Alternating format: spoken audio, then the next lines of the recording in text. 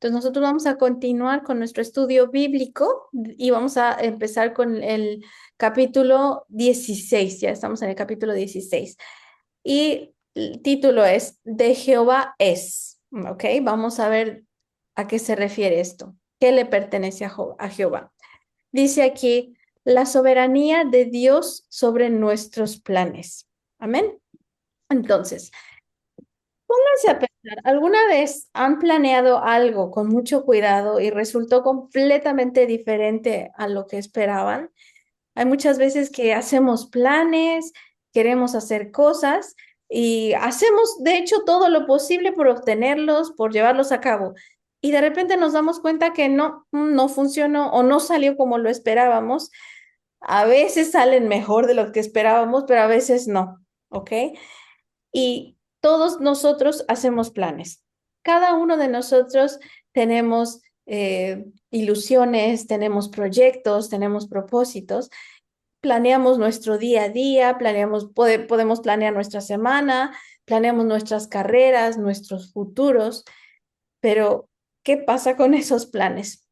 Nos damos cuenta que Dios tiene la última palabra y Siempre.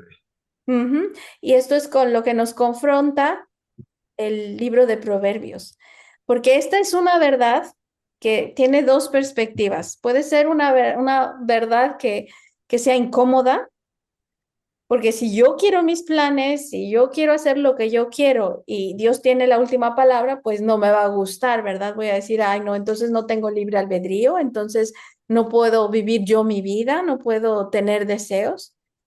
O podemos decir que esto es realmente profundamente consolador, porque si Dios tiene la última palabra, entonces todo va a salir bien. Aunque yo haga las cosas mal, Sí. Dios va a hacer las cosas como Él quiere y de todas maneras va a salir bien.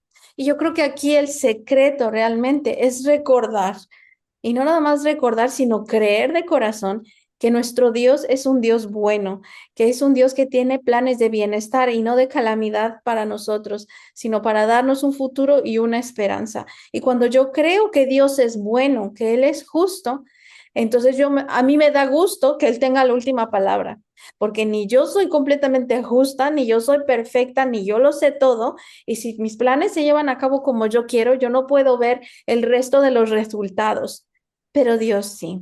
Entonces, yo prefiero tener la perspectiva de decir, qué bueno, gracias a Dios, bendito sea el Señor que Él tiene la última palabra, porque su palabra es lo mejor, sus planes van a ser lo mejor, no nada más para mí, sino para todo el mundo. Amén. Entonces, vamos a ver. Dios es soberano, ¿ok? Vamos a leer el versículo 1 de Proverbios 16 que dice, del hombre son los planes del corazón, pero de Jehová es la respuesta de la lengua.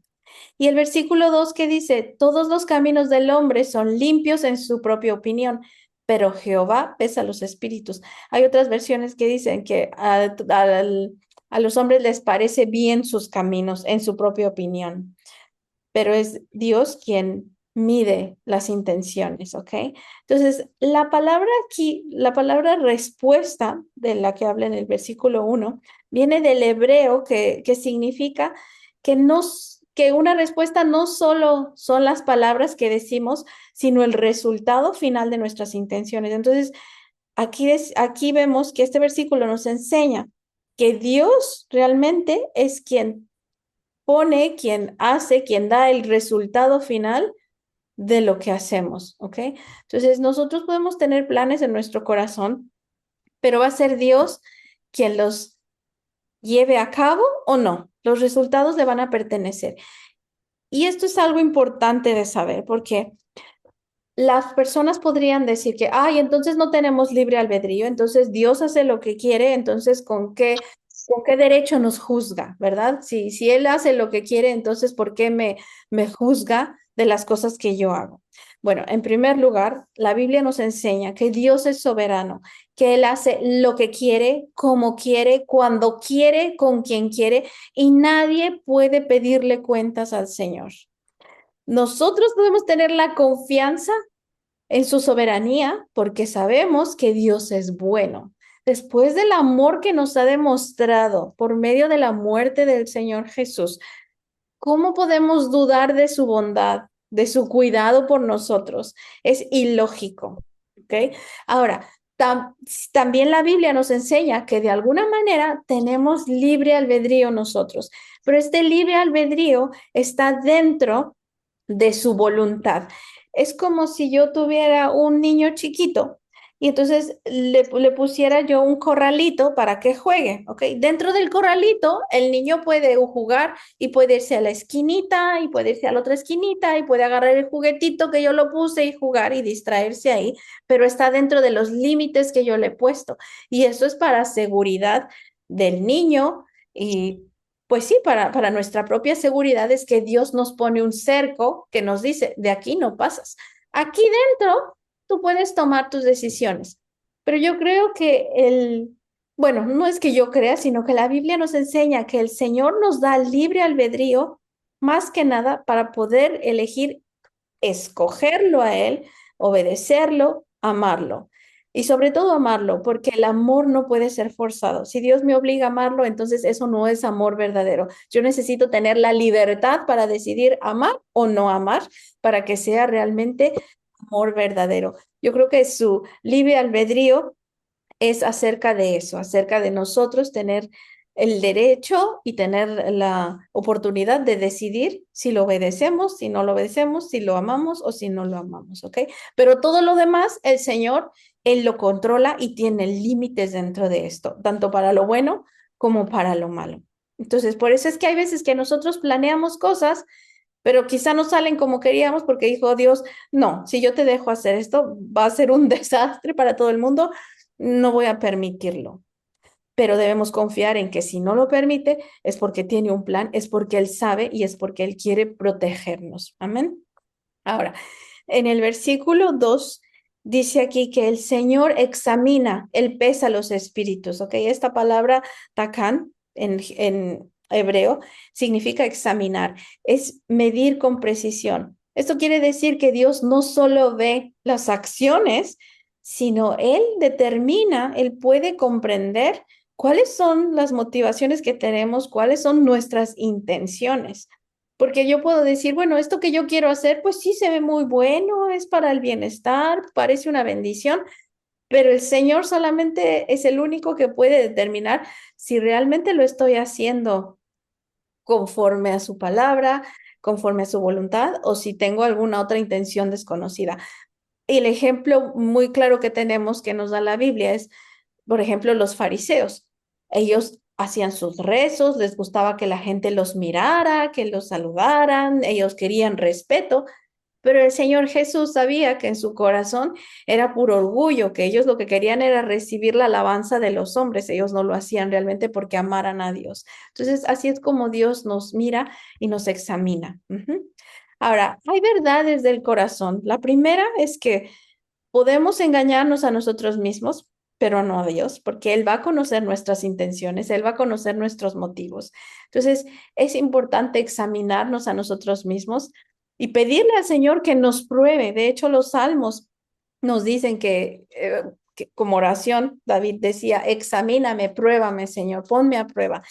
Y una de las razones por las que Dios permite que vivamos ciertas dificultades, ciertas situaciones difíciles, es porque eso es una manera de examinarnos. ¿Qué sale de mi corazón cuando estoy en una situación difícil? ¿Sale ira? ¿Salen impulsos que me hacen pecar? ¿Sale miedo? ¿Sale envidia? ¿Qué sale? ¿Salen gritos? ¿Salen enojos? ¿Sale orgullo? Y eso es una manera de que el Señor nos examine. Ahí es donde tenemos, Arrogancia. exacto, y entonces todo eso tenemos que llevárselo al Señor en oración y decir, Señor, estoy muy enojada y me salió decirle esto a esta persona, por favor, ayúdame, quítame esto. Es una oportunidad para que el Señor nos limpie. Así que acuérdense que Él ve más allá de nuestras acciones externas. Después también vemos que nuestras justificaciones no cambian su evaluación. Yo puedo tener miles de excusas para mis pecados, pero Él sabe exactamente lo que está pasando dentro de mi corazón, porque Él pesa los espíritus con una precisión perfecta.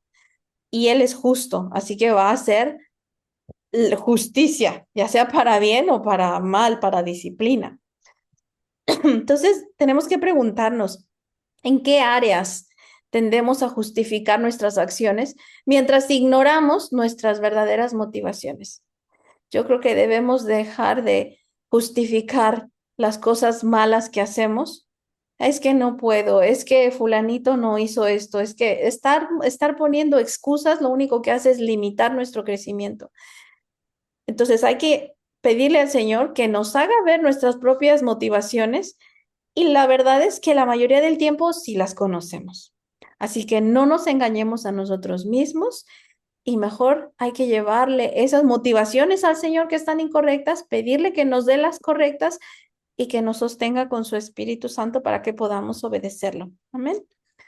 También la Biblia nos enseña, estos versículos nos enseñan que Dios establece nuestros pasos, especialmente para la gente que lo ama, que lo sigue. El versículo 3 dice, encomienda a Jehová tus obras y tus pensamientos serán afirmados. El versículo 9 dice, el corazón del hombre piensa su camino, mas Jehová endereza sus pasos. Qué hermoso que el Señor afirme nuestros pasos, que el Señor nos guíe, que el Señor nos enderezca cuando estamos yéndonos por el mal camino. Bendito el Señor que nos da tiempo todavía y por eso no debemos desperdiciar el tiempo que nos da, sino hacerlo hoy mismo.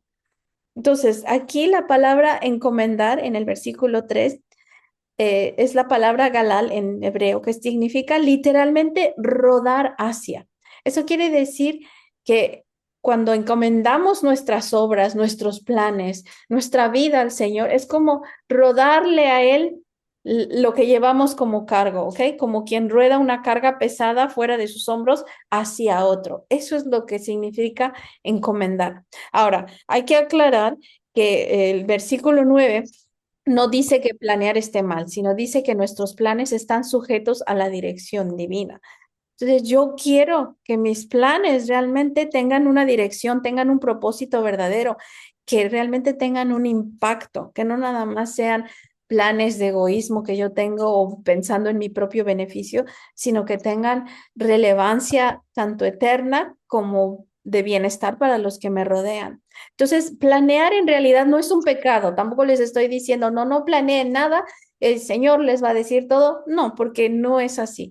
Es bueno y es sabio hacer planes, pero lo que es malo es tener la ilusión de que nosotros podemos controlar todo lo que planeamos y podemos decir, voy a hacer esto y voy a hacer lo otro y voy a hacer lo otro. De hecho, en uno de los pasajes, creo, me parece que es en Santiago, que dice que nosotros podemos decir, ay, mañana voy a hacer esto y voy a ir a hacer esto, pero que nosotros debemos tener la humildad suficiente para decir, si Dios quiere. En español decimos primero Dios, ¿ok? Es de acuerdo a lo que Dios quiera, de acuerdo a sus planes, ¿ok? Entonces, el pecado es creer que todo depende de nosotros, ¿ok? Mi esfuerzo y mis recursos y mis planes, eso está mal. Entonces, todo hay que llevarlo, hay que encomendárselo al Señor, hay que rodar todo lo que tenemos hacia Él para que Él nos dé dirección y pueda enderezar nuestros caminos si es que algo está yendo mal, ¿ok? Entonces, encomendar no es lo mismo que informar, porque hay un error que cometemos a veces, y yo aprendí esto hace un par de años. eh, que muchas veces lo que hacemos hasta como cristianos es primero planeamos, queremos hacer algo y después oramos para que Dios bendiga esos planes. Señor, esto es lo que voy a hacer, por favor, bendícelo. Yo recuerdo que en una de las congregaciones donde estaba, les gustaba hacer eventos. Y entonces planeaban el evento, hacían todo y después le decían a la congregación, ahora vamos a orar, por favor, oren para que todo salga bien. Pero cuando yo aprendí que nosotros debemos preguntar primero a Dios cuál es su voluntad antes de hacer planes, que en realidad ni siquiera es tanto preguntar, porque cuando yo leo la Biblia, cuando yo conozco su palabra, yo sé cuál es la voluntad del Señor. Yo sé qué le parece bien y yo sé qué es lo que le parece mal. Entonces, nosotros debemos tener esa ese hábito de preguntarle al Señor siempre si hacemos o no hacemos. Si es algo que no está en la Biblia, por ejemplo, si alguien me invita a un lugar, pero como que no estoy segura, entonces tengo que preguntarle al Señor, ¿tú qué opinas? ¿Voy o no voy? ¿Hago o no hago? Y el Señor, ténganlo 100% seguro que el Señor les va a mostrar. Entonces hay que preguntarle al Señor, ¿qué quieres que haga, Señor? ¿Cómo quieres que lo haga? ¿Cuándo quieres que lo haga? ¿Con quién quieres que yo haga esto? Y entonces el Señor nos muestra y así es como Él va a empezar a enderezar nuestros caminos. Y tengan la seguridad de que el Señor nos va a dar paz y nos va a llevar por el mejor de los caminos. ¿Ok? A veces va a ser un poco difícil, pero no significa que sea malo, sino porque Dios tiene propósitos y todos esos propósitos son para nuestro propio bien. Entonces, encomendar no es pasividad, es trabajar con la dirección e instrucción de Dios y dejarle a Él todos los resultados. Amén. Amén. Sí, yo quiero decir una cosa con esto. Hoy exactamente, mi amiga Cene me dijo, Cris, yo necesito ir a España. Y yo quiero ir porque mi hermano está allá, ¿no? Pero entonces me dijo, yo quiero ir, pero necesito que me digas ya, ya, ya, ya, ya, porque ya, porque ya.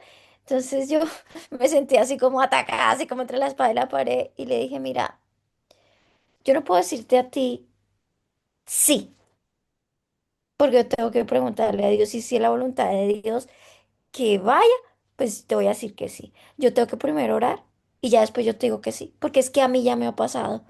Y Ujú, le dije el testimonio cuando yo me iba a ir a Suiza y que yo me puse a orar y dije, Dios mío, si esto es para mí, yo ya iba a comprarlo, ya tenía en la mano para comprar el ticket.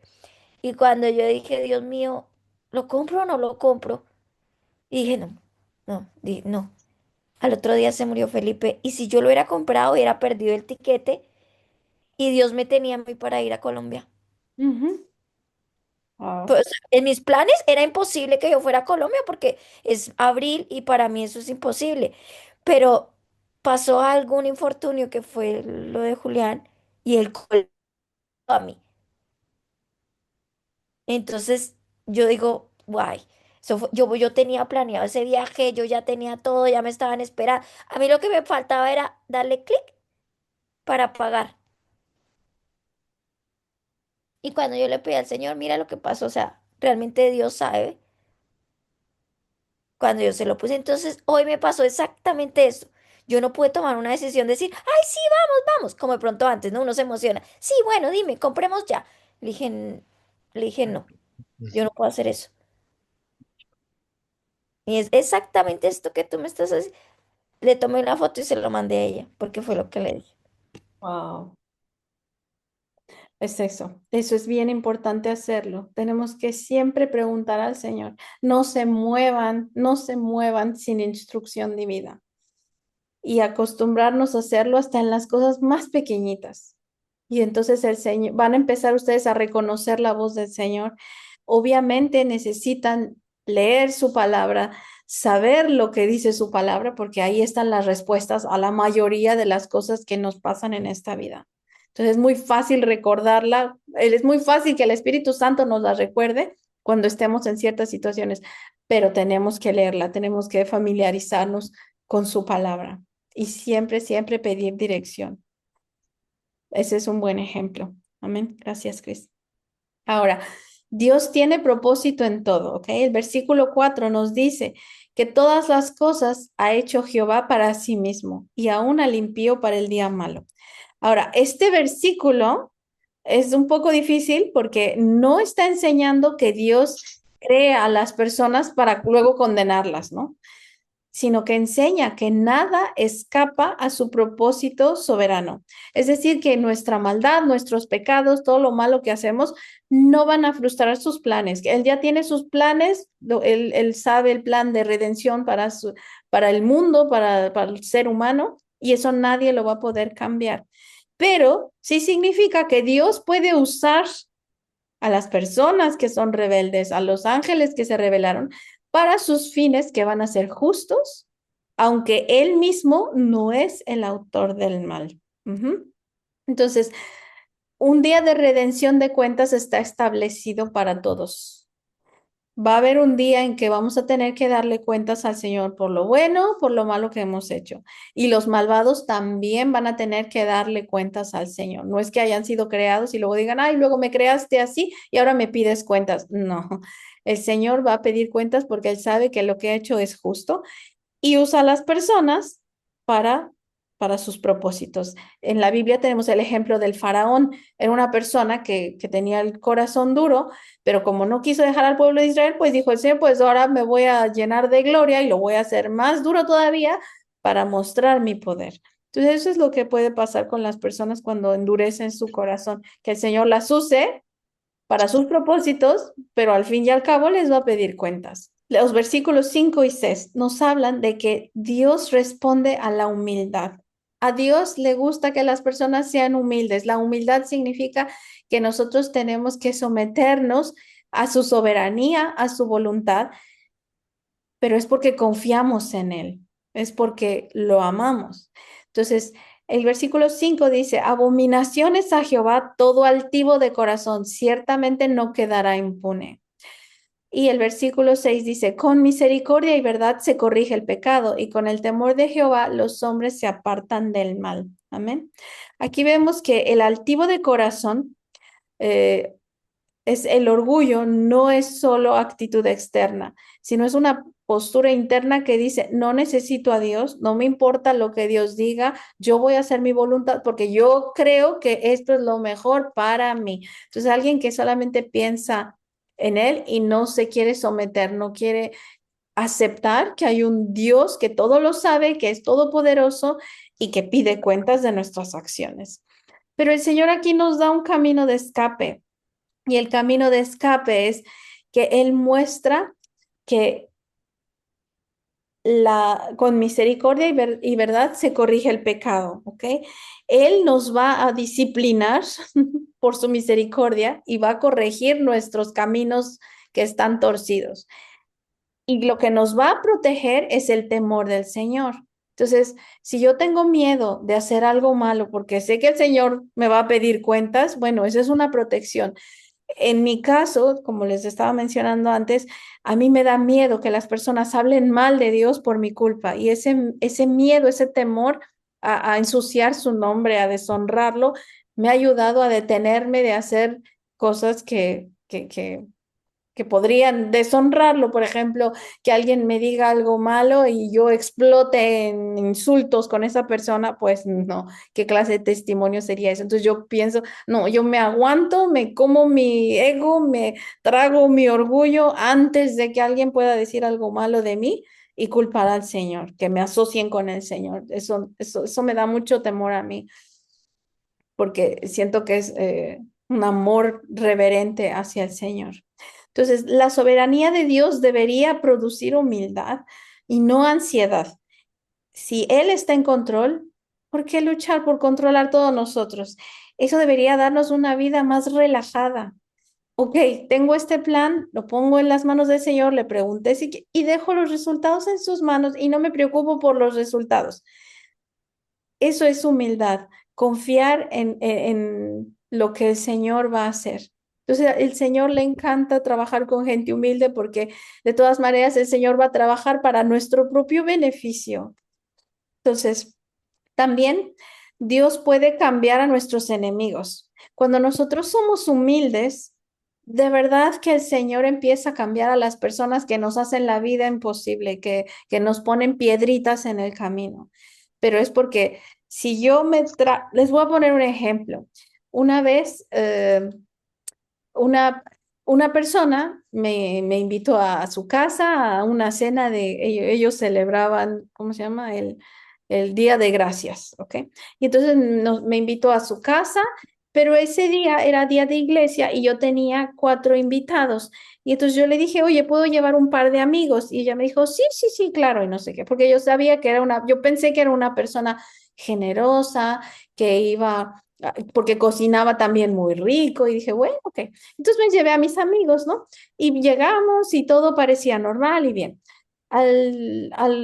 Los 2 o 3 días me habló por teléfono y me dijo literalmente que había arruinado su cena de Día de Gracias, que yo le había dicho que iba a llevar un par de amigos, pero que en lugar de ser dos, llevé a cuatro y que ni siquiera pudo disfrutar su cena.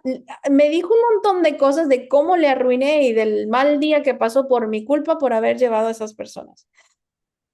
Yo la consideraba una persona generosa y le pedí permiso, ¿no? Y entonces, de alguna manera, yo dije, bueno, ok, no le puedo reclamar, no le puedo decir nada. Y lo único que dije fue, tienes toda la razón, discúlpame, por favor, jamás fue mi intención arruinarte, me siento muy mal, no sé cómo reponerte eso, créeme, nunca más va a volver a pasar. Por favor, perdóname que se te olvide eso, ¿no? Y entonces yo ahí tragándome ahí mi orgullo diciendo que mala onda, o sea, como, porque aparte fue y habló de mí con otras personas, yo no sé qué les haya dicho. Pero bueno, el caso es que después, como yo la traté bien, como yo no le dije nada, de hecho me disculpé por eso, después volvió a mi casa y como si nada. Entonces, el Señor realmente, cuando nosotros nos tragamos ese orgullo, cambia a las personas que están a nuestro alrededor, porque entonces se rompe esa barrera como de enemistad que hay.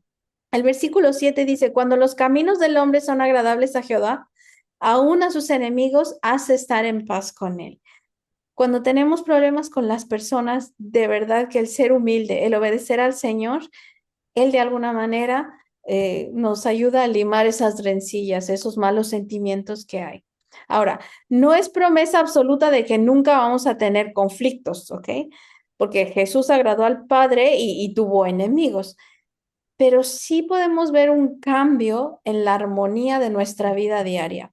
Entonces, esto tiene un principio general que es vivir rectamente tiende a desarmar la hostilidad. Como que es muy difícil tener problemas con alguien que es paciente, que es amable, que es cariñoso, ¿verdad?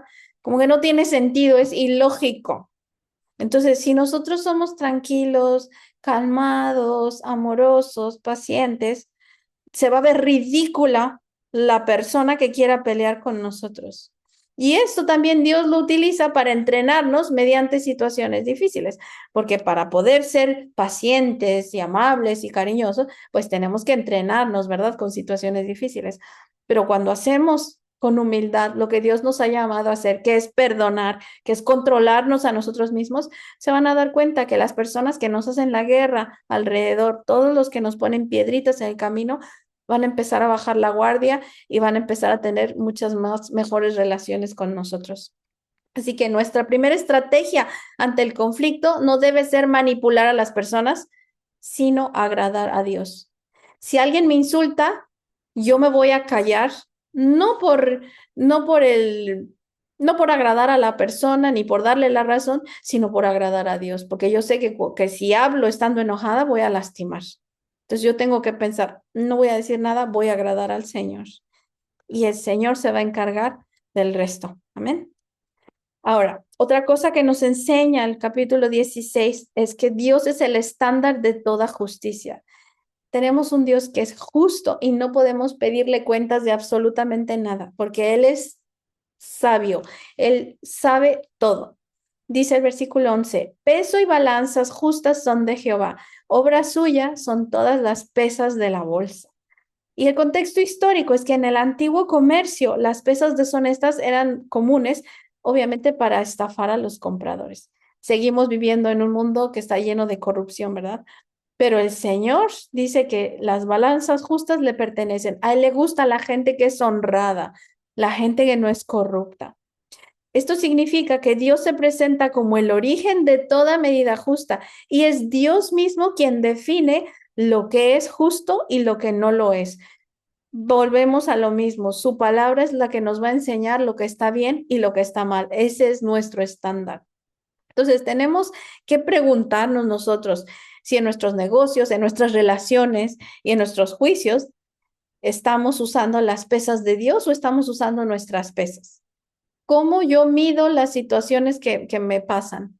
¿Con mis propios estándares o uso las pesas del Señor? Cuando leemos su palabra, podemos tener la misma visión que Dios tiene, ¿ok? También el capítulo 16 nos enseña que Dios tiene la decisión final de todo. Bendito sea el Señor, gracias a Dios. De verdad que gracias al Señor que Él tiene la última palabra y la decisión final. Dice el versículo 33, la suerte se echa en el regazo, mas de Jehová es toda la decisión de ella. En el contexto histórico, echar suertes era un método común para tomar decisiones antiguamente, ¿ok? Tenemos un ejemplo en Hechos 1:26, cuando uh, los apóstoles necesitaban reemplazar a Judas Iscariote. Y entonces echaron las suertes para escoger al discípulo y eligieron a uno que se llamaba Matías. ¿Okay? Entonces, ¿cuál es el propósito de esto? Que el punto no es promover obviamente el azar y la lotería, no, sino afirmar que incluso lo que parece aleatorio está bajo control divino. Hasta lo que parecía por suerte a las coincidencias. De hecho, hay una palabra que usan algunas personas que dicen, no es coincidencia, es diosidencia. Entonces, de verdad, es Dios quien tiene el control de todo. Así que para un creyente, no existe la suerte, solo existe la providencia. Entonces no podemos decirle, ay, buena suerte. No, no es buena suerte. Es bendición del Señor para un creyente. Amén. Entonces, ¿cuál es el patrón que hemos visto en estos versículos que están relacionados con la soberanía del Señor? Lo que el hombre él hace y lo que Dios hace. Entonces, el hombre planea y actúa a su parecer, pero Dios es quien da la respuesta. Dios es quien tiene la última palabra. Las personas podemos vernos a nosotros limpios, a nosotros mismos. Nos puede parecer bien todo lo que hacemos, lo que planeamos, pero Dios, al fin y al cabo, es quien va a pesar los espíritus, es decir, quien va a mirar las verdaderas motivaciones. El hombre piensa en su propio camino, ¿ok? Piensa nada más en lo que es beneficio para él, en lo que quiere, en lo que le gusta, en lo que le agrada. Pero si está mal, es Dios quien va a enderezar Dios quien los va a enderezar, ya sea para bien de la persona o los va a utilizar para su gloria, porque la persona no quiere enderezarse. Pues entonces va a utilizar el Señor para sus propósitos. El hombre echa la suerte o cree que echa la suerte, pero es Dios realmente quien determina el resultado, ¿ok? Entonces nosotros tenemos solamente tres respuestas ante la soberanía del Señor. Sabemos que Dios es todopoderoso, que es la autoridad suprema en el universo y que nada va a escapar a su poder ni a su control. Pase lo que pase en este mundo, Dios sigue estando en su trono. Tengamos gobiernos corruptos o no, Dios sigue estando en su trono y Dios sigue estando en control de todo. Entonces, no debemos tener miedo ni debemos darnos coraje de las cosas que pasen. ¿Por qué? Porque como creyentes tenemos que confiar en que Dios está en control, que no hay nada que diga Dios, ay, ¿y ahora qué pasó aquí? ¿Y ahora qué voy a hacer? No, Dios ya sabía y Dios lo permite por alguna razón. Entonces, ¿cómo debemos reaccionar nosotros ante la soberanía del Señor? Número uno, siendo humildes. Y la humildad es entender que Dios es justo, soberano, pero por sobre todas las cosas debemos entender que Dios es bueno. Tenemos un Dios bueno, un Dios que es maravilloso, que tiene un carácter perfecto, que ama a su creación, que quiere lo mejor para... Entonces, debemos reconocer que somos sus criaturas y que todo le pertenece. Tenemos que ser humildes. La segunda respuesta que tenemos que darle al Señor ante su soberanía es demostrarle confianza, demostrar que creemos en Él, que confiamos en lo que Él hace. Entonces, debemos saber que Dios hace todo para bien, nunca para mal. Y si confiamos en que Dios controla todo, pues la ansiedad y el miedo se van a ir. Entonces, si sabemos que Dios tiene el control de absolutamente todo, no tengo por qué estar triste, no tengo por qué tener miedo. Simplemente decir, Señor, yo confío en ti, tú sabes lo que haces, tú eres soberano y yo te amo y confío en ti. Y eso nos lleva a la obediencia.